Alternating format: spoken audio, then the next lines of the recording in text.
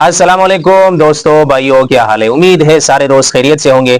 अच्छा, एक नुस्खा भी आपके सामने तैयार कर देता हूँ। वीडियो आपने तसल्ली के साथ देखने। किसी मुर्गे को अगर रेशा है और वो ख़त्म ही नहीं हो रहा, तो उसका बेहतरीन नुस्खा आपके सामने इंशाल्लाह तैयार कर देता हूँ। और जो जो चीज़ें इसमें इस्तेमाल होती है साथ साथ आपको दिखा भी देता हूँ और बता भी देता हूँ। और आपके सामने इंशाल्लाह सारा नुस्खा तैयार कर देता हूँ। आपने वीडियो एंड तक देखनी है इंशाल्लाह। आपके मुर्गे का, मुर्गी का, चूज़ों का अगर रेशा है और ख़त्म ही नहीं हो रहा, सर्दी की वजह से, आम तौर पर ये सर्दियां जो शुरू होती है ना, इन दिनों में मुर्गे को अगर रेशा हो जाए तो उसको कंट्रोल करना बिल्कुल मुश्किल हो जाता है। तो ये एक नुस्खा आपके सामने इंशाल्लाह भी तैयार करूंगा। आपने वीडियो एंड तक देखनी है और आपसे गुजारिश है, अगर आपने हमारा चैनल सब्सक्राइब नहीं किया तो वो भी सब्सक्राइब कर ले इंशाल्लाह, ताकि इस तरह की मैं कोशिश करूंगा आपके लिए बेहतरीन चीजें लेके आऊंगा, ताकि आपके लिए आसानी हो। मेरी कोशिश होती है नए शौकीन जिसको पता ही नहीं होता कि मुर्गे बीमार हो जाए उसको किससे कंट्रोल करना है, तो ये चीजें मैं उन साथियों के लिए लेके आता हूँ। बाकी खुश रहे, आबाद रहे, वीडियो तसल्ली के साथ देखे। ठीक हो गया भाई। अच्छा जी, ये मोबाइल जो है मैंने स्टैंड में रख दिया है। अभी सबसे पहले आपको चीजें बता देता हूँ कि इसमें क्या क्या चीजें इस्तेमाल होती है। सबसे पहले जी ये है प्याज, ये है सब्ज मिर्च, और ये है जी लहसुन। ये तीन चीजें तो ये हो गया है।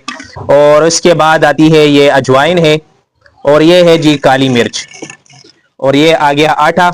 और एक ये चीज है, ये है कैप्सूल, इमोक्सिल कैप्सूल है। तो अब तरीका कार क्या है, आपने वीडियो एंड तक देखनी है। सबसे पहले हम प्याज को करेंगे छोटा छोटा, ताकि कूटने में आसान हो। ठीक है भाई। आपका कोई भी मुर्गा या मुर्गी या चूजे जिसका रेशा है और वो खत्म ही नहीं हो रहा, तो ये नुस्खा आप इंशाल्लाह अपने घर में तैयार करें। और इस तरीके से, जिस तरीके से अभी मैं आपको आपके सामने इंशाल्लाह तैयार करूंगा। इसके बाद आपने जो है ये लहसुन से ये छिलके उतारना है, ये देखिए इस तरीके से। अच्छा जी, ये ज्यादा मुर्गों का जो मैं खुराक तैयार कर रहा हूं, अगर आपके पास एक ही मुर्गा बीमार है तो आप उस हिसाब से थोड़ा थोड़ा इस मिकदार को थोड़ा कम करें और उस हिसाब से आप तैयार करें। अल्हम्दुलिल्लाह इस वक्त जो है मेरे सेटअप में कोई परिंदा बीमार नहीं है। ये मैं वैसे आपके लिए और एहतियात के लिए एक नुस्खा तैयार कर रहा हूँ, और इंशाल्लाह बेहतरीन रिजल्ट वाला नुस्खा है। मेरे सेटअप में भी कोई भी परिंदा बीमार नहीं है। समझाना सिर्फ आपको समझाना चाहता हूँ। मकसूद यही है कि आप समझ ले, अगर आपके पास रेशे का कोई भी मसला बन जाए तो आपको पहले से पता हो। ठीक हो गया भाई, कि आपने ये घर में तैयार करना है। ये देखिए इस तरीके से सारे लहसुन का आपने छिलका उतारना है और उसको बेहतरीन तरीके से कूटना है। अगर आपके पास एक ही परिंदा बीमार है तो उस हिसाब से आप अपने घर में बना लें। ये मैं वैसे एहतियात के लिए अपने परिंदों को दूंगा, ताकि आप सीख सके, जब भी आपके पास ये मसला आए तो आपको पहले से पता हो। ये इसमें मैंने डाल दिए जी प्याज, लहसुन और सब्ज मिर्च। इसको हमने बेहतरीन तरीके से ऐसे कूटना है जैसे बिल्कुल हल हो जाए, कोई भी इसमें चीज जिंदा ना हो। ये देख लीजिए, इसको हमने बेहतरीन तरीके से कूट लिया है, ये आपके सामने है। अब इसमें हम डालेंगे जी काली मिर्च।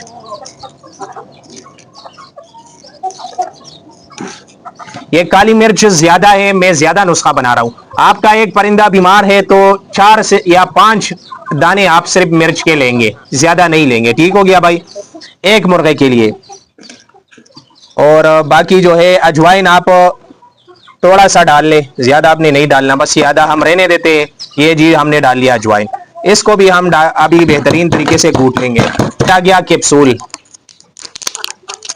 ये जी एंटीबायोटिक है, मतलब हर बीमारी के लिए करामद है। कोई भी आपका परिंदा किसी किस्म का भी बीमार हो तो ये आप अपने परिंदों को दे सकते हैं। तो ये भी एक अदद हम इसमें डालेंगे। ठीक हो गया भाई, ये एमोक्सिल कैप्सूल है, आप इस पे हल कर सकते हैं। अगर आपका कोई भी परिंदा है बीमार है, नजला है, जुकाम है, उस वक्त भी आप एमोक्सिल कैप्सूल जो है वो 1 लीटर पानी में एक कैप्सूल मिला के और वही पानी अपने परिंदे के सामने रखें। इंशाल्लाह इससे भी आपका परिंदा इंशाल्लाह बिल्कुल फिट फाट हो जाएगा। अच्छा जी, अब इसमें हम डालेंगे थोड़ा सा आटा, ताकि इससे गोलियां आसानी से बन जाए। आटा हमने इतना डालना है कि बस ज्यादा खुश्क भी ना हो और गोली आसानी से बन जाए। आटा डालने का मकसद यही है, ये गंदम का ही आटा है, कि गोलियां इससे बन जाए आसानी से। और एक और चीज अगर आप इसमें मिलाना चाहे, थोड़ा सा गुड़ भी आप इसमें अगर शामिल करें तो और भी अच्छा हो जाएगा।